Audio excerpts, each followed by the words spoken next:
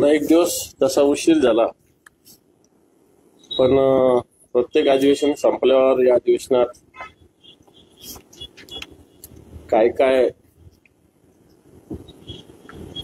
मुद्दे मी मांडले, काय काय विषयावर कशा पद्धतीने प्रतिसाद मिळाला याची माहिती देण्यासाठी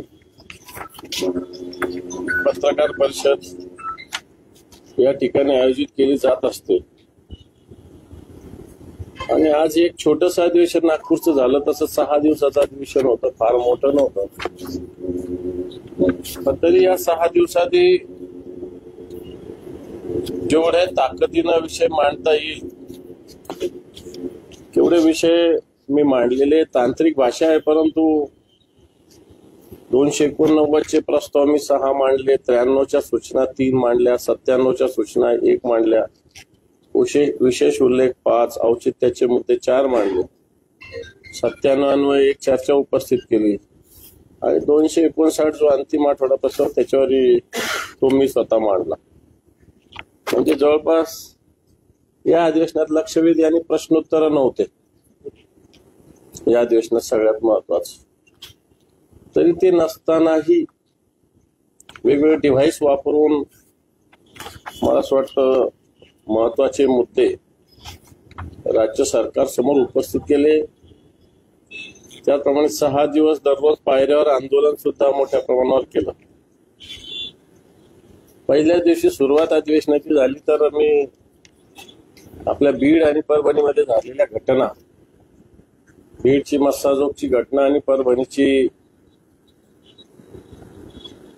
जी घटना झाली होती, ज्या तरुणाचा मृत्यू झाला होता, हे 2 विषय सुरुवात मी केली. आणि नंतर काय काय झालं महाराष्ट्रात, आता पण काय काय चालू आहे हे मला असं वाटतं आपल्याला सगळं माहित आहे. सगळ्यात महत्वाचं म्हणजे या मराठवाड्याची 16 नोव्हेंबर 2023ला राज्य मंत्रिमंडळ बैठक झाली होती. त्याच्यात मराठवाड्याच्या विकासाचे मुद्दे या मंत्रिमंडळाच्या बैठकीत मंजूर झाले होते. या विषयावर मी सातत्यानं या अधिवेशनात आवाज उठवलेला आहे. अजूनही सरकारने याच्यावर फक्त घोषणा सरकारच्या झालेल्या आहेत. आणि तसं सरकार भले नवीन जरी असलं तरी मागचं सरकार आणि हे सरकार काय वेगवेगळं याच्यातला काही भाग नाही. पण तरी मराठवाड्याच्या ज्या मागण्या आहेत त्याच्यात आता अशी माहिती मिळाली की फक्त सर्वेक्षणासाठी काहीतरी 61 कोटी रुपये आलेले. पण तो प्रत्यक्षात निवडणुकीच्या काळात जर आपण बघितलं तर विशेषतः भारतीय जनता पार्टीनं मराठवाडा वॉटर ग्रीड प्रकल्प, मराठवाड्याचे जीवन बदलणार अशा मोठ्या मोठ्या होर्डिंग्स लावल्या होत्या. आता याचा अजून बाजारात तुरी आहे अशा प्रकारची स्थिती आहे. वॉटर ग्रीडला अजून सर्वेक्षणच नाहीये. प्रोजेक्ट काय होणार माहिती नाही आणि काय करायचं याला खर्च किती अजून माहिती नाही. आणि म्हणून हा मुद्दा मी सातत्यानं मांडला. कापूस, तूर, सोयाबीन या विषयाचा सातत्यानं या सभागृहात आणि कांदा, त्याचप्रमाणे बिडकीनमध्ये जे औद्योगिक वसाहत आहे हिचं पुढचं फेज सुरू केलं पाहिजे, कारण आता इथली जागा संपलेली आहे. हाही मुद्दा या बैठकीत मांडला. संभाजीनगर नावाच्या शहराचं झालेलं आहे, परंतु अजूनही बँका, विमानतळ आणि रेल्वे स्टेशन हे छत्रपती संभाजीनगर नाव एक तर लागलेलं नाही अजूनही. हाही मुद्दा मी या ह्याच्यात घेतला. कोळी समाजाला जे प्रमाणपत्र मिळत नाही त्याच्याविषयी आवाज उठवलेला आहे. संभाजीनगरची जलवाहिनी तातडीनं पूर्ण करण्याबाबत सुद्धा औचित्याचा मुद्दा मी उपस्थित केला होता. महिला आर्थिक विकास महामंडळात स्टाफला कोणत्याही प्रकारे पगार मिळत नाही त्याचा मुद्दा मांडला. संभाजीनगरची कायदा आणि सुव्यवस्था हा एक मुद्दा मी मांडलेला आहे. मग नागपूर विदर्भाचे सुद्धा काही मुद्दे याच्यामध्ये मांडलेले. विविध ज्या फायनान्सच्या संस्था आहेत संभाजीनगरात, आदर्श, यशस्विनी मग एक बीडची त्या कुटेंची आहे. या सगळ्या संस्थांनी जवळपास 550 कोटी रुपयाचा भ्रष्टाचार केला आणि जनतेचे पैसे मोठ्या प्रमाणावर अडलेले आहेत. त्याचा एक मुद्दा या सभागृहात उपस्थित केला आहे. संभाजीनगरात स्वस्त धान्य दुकान जे आहे इथं काळा बाजार होतो, याचाही मुद्दा या अधिवेशनात मांडलेला आहे. सांगण्याचा मुद्दा की संभाजीनगर आणि मराठवाड्यातले बरेच विषय हे विषय अधिवेशन जनरली अजून बाकी आहे आणि म्हणून या सगळ्या स्थितीमध्ये राज्याने जे पुरवणी मागण्या सादर केल्या या फक्त नियमित वेतन देणे, एक तांत्रिक बाबीवर खर्च आहे. ऍक्च्युअल विकास कामावर खर्च कुठे याच्यामध्ये आढळले नाही. आणि तेव्हा भले सरकार मोठ्या मेजॉरिटीनं आला असेल, बिन खात्याचे मंत्री या सरकारमध्ये होते, मुख्यमंत्री आणि उपमुख्यमंत्र्यांना सगळ्या ठिकाणी सामोरं जावं लागत होतं आणि हे आपलं जुनं 2.5 वर्षाचं तुंतुणं वाजून सभागृहाचं काम धकून येत होते. परंतु एकंदर सरकारचा रागरंग पाहता विकास कामं सरकार करू शकेल का नाही शकेल, बिलकुल करू शकणार नाही अशा प्रकारची स्थिती आहे. राज्याची आर्थिक स्थिती काय ठिकाण्यावर नाहीये आणि या सगळ्या विषयात विरोधी पक्ष म्हणून आम्ही आवाज उठवलेला आहे. बऱ्याच जणांना वाटायचं की यांची संख्या कमी आहे, हे करणार काय, कशा पद्धतीनं करणार. परंतु या कमी संख्येमध्ये सुद्धा आम्ही या महाराष्ट्राचा आवाज या अधिवेशनात चांगल्या पद्धतीनं उठविण्याचा प्रयत्न केलेला आहे.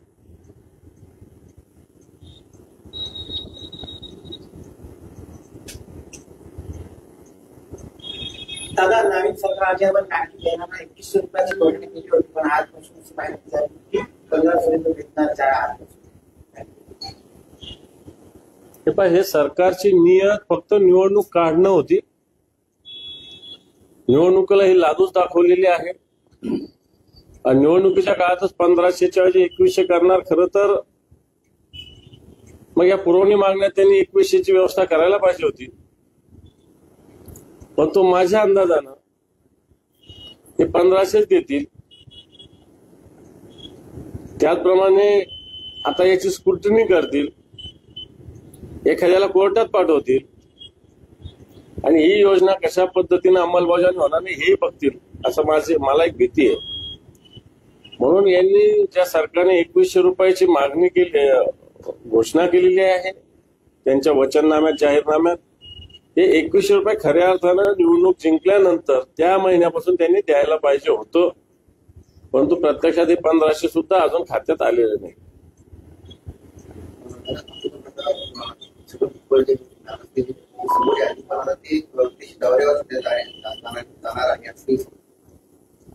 मला नाही माहिती काय त्यांचा खाजगी दौरा असेल त्याला आपण काय करू शकतो. मला काही माहिती नाही. छगन भुजबळ एक ज्येष्ठ नेते आहे त्या महाराष्ट्राचे, त्यांच्यावर अन्याय झालेला हे करायचं.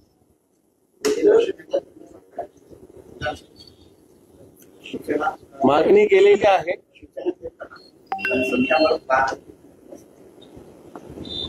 हे फक्त क्लेम हा मुद्दा वेगळा. क्लेम तर शिवसेनेची संख्या जास्त आहेच,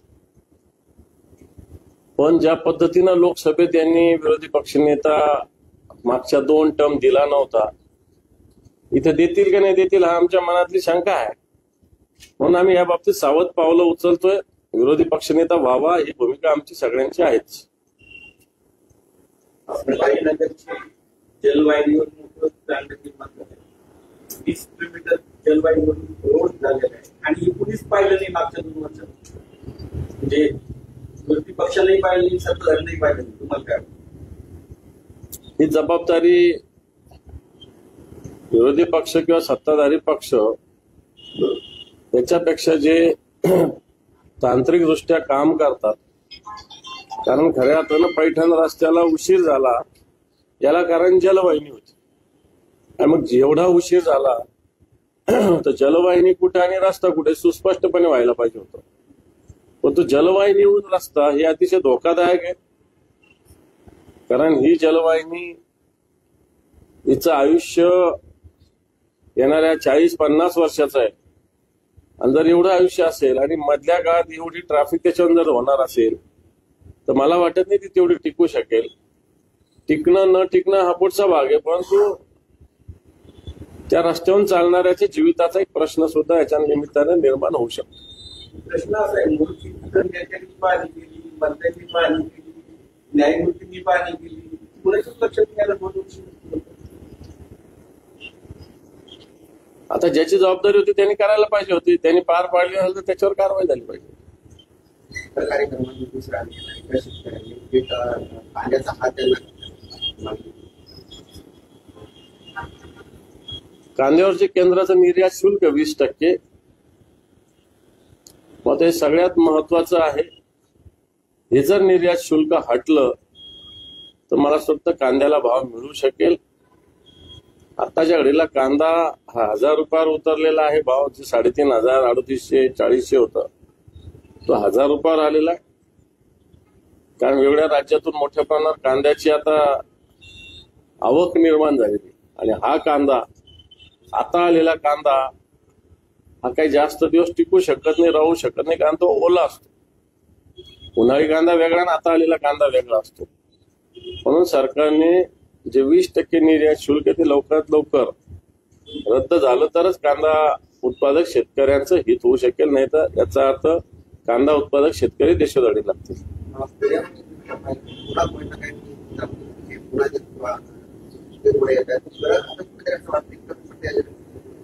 पुण्यातच नाही, महाराष्ट्रातच कायदा सुव्यवस्थेचा प्रश्न आहे. मुंबई असेल, ठाणे असेल, नागपूर असेल, आपल्या संभाजीनगरात 2 वर्षात जवळपास 80 खून झालेले आहेत. आणि त्याच्यामुळे छोट्या छोट्या शहरात हे गुंडागर्दीचं लोण पोहोचलेलं आहे. याला कारण राज्यात जे कोणी बसलेले खुर्चीवर यांचा धाक जनतेच्या गुन्हेगाराच्या मनामध्ये नाहीये.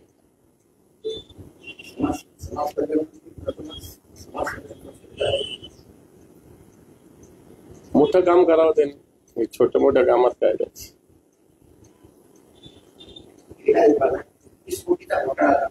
11 महिने उलटूनही प्रशासनाला त्याची खबर नाही. प्रशासनाचं नियंत्रण असताना ज्या कामासाठी कोणी उपलब्ध होता त्या कामाच्याही निविदा काढल्या गेल्या नेमकं प्रशासनाला चाललंय का? ही गंभीर बाब आहे. 21 कोटी रुपये राज्याच्या क्रीडा विभागाच्या खात्यातून परस्पर काढले जातात आणि अधिकाऱ्यांना याचा थांग पत्ता नाही, असं होऊ शकत नाही. मी तर म्हणेल क्रीडा विभागातच मोठ्या प्रमाणावर एक भ्रष्टाचाराचा अड्डा निर्माण झालाय. बऱ्याच जणांचं जनतेचं लक्ष क्रीडा विभागाकडे नसतं, परंतु मागच्या काळात एक सुहास पाटील नावाच्या अधिकाऱ्यांचे बरेच वाभाडे बाहेर काढले, परंतु सरकारने त्याला संरक्षण दिलेलं आहे. आणि आता त्याच्याच अध्यक्षतेखाली मला वाटतं चौकशी समिती मिळेल, परंतु याच्या सगळ्या अधिकाऱ्यांचा सहभाग असल्याशिवाय असं होऊ शकत नाही, असं मी स्पष्टपणे म्हणेल.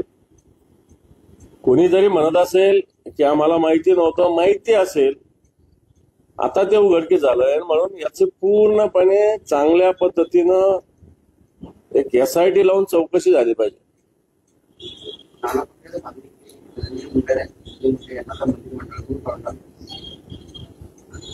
ते पण ज्या पद्धतीनं मस्साजोगची घटना घडली त्याच्यात आरोपी आहे. हे आरोपी कोणाच्या जवळचे आहे तर ते स्पष्टपणे धनंजय मुंडेंच्या जवळचे होऊ लागलेले आहे. त्यामुळे नाना पटोलेंची मागणी काही चुकीची असं मला नाही वाटत.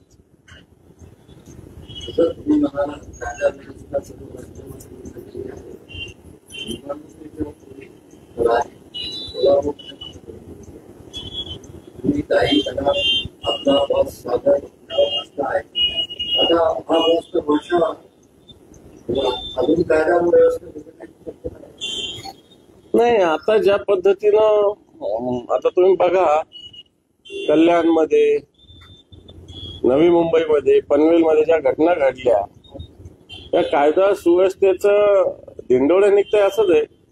आणि सरकार आल्या म्हणून बऱ्याच जणांना असं वाटतं की आता आपलं कोणी काही करू शकत नाही.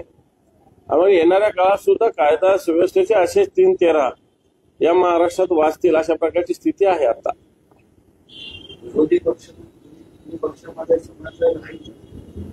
समन्वयाची काय, जिथं राज्याचं हित आहे तिथं आम्ही सोबत आहे, जिथं हित नाही तिथं आम्ही विरोधात आहोत. नाही बऱ्याचशा मूलभूत समस्या आहेत. काल महत्वाने प्रस्तावित आहे की दुसरीकडे 15 कोटी रुपये खर्च करून पाणी पुरवठ्यासाठी पार्क बनवतो. काय करताय? पाणी पुरवठे जे असतात त्याच्यासाठी पार्क बनवत आहे 15 कोटी रुपये खर्च. शहरात मूलभूत समस्या माणसांसाठीच काही नाहीये आणि ते पाणी पुरवठ्यासाठी पार्क असं नाही, पार्क बनवणं काही चुकीचं असं मला वाटत नाही. शेवटी पाळीव कुत्र्यांना पण जीव आहे ना, त्याच्यामुळे काय त्यांच्यासाठी बनवू नये असं थोडी म्हणता येईल आपल्याला. कारण सगळ्या प्राण्यांना म्हणजे कुत्र्यांना पण जीव आहेच आहे. आता जनतेसाठी सुविधा दिल्या पाहिजे तशा अशा पाळीव प्राण्यांना किंवा कुत्र्यांना सुद्धा जर महापालिका देत असेल तर मला वाटतं त्याचं स्वागत केलं पाहिजे आपण. एका बाजूला ईव्हीएमचं हे होतंय आणि दुसऱ्या बाजूला आपण सरकारनं इलेक्शन कमिशनला आधी दिलेली माहिती काहीच इलेक्ट्रॉनिक संदर्भातली माहिती काहीच द्यायची. इतर पक्ष खूप शांत दिसत नाही, आता पक्षाचा काय प्रश्न आहे याच्यात? शांत म्हणजे काय करायचं? इलेक्शन कमिशन हे सरकारच्या हातचं बटीक बनलेलं आहे. जे नियम त्यांनी सांगितले ते 5% वोटिंग मशीनवरचं काउंटिंग होऊ शकतं. कुठंच परमिशन दिली नाही त्यांनी. म्हणून काहीतरी काळबेरा आहेच ना. जर तुमचं सत्य आहे विषय तर मला असं वाटतं या सगळ्या गोष्टी समोर येऊ द्याव्या जनतेच्या. नियमच केला जातो, माहिती घेतात येतात. त्याच्यावर आवाज उठवू आम्ही. दादा सध्या पालकमंत्री पदावर आपण सारे सदस्य दावा करतात 20 होणार. आता तो त्यांचा अंतर्गत प्रश्न, मला काय त्याच्यातलं माहिती नाही.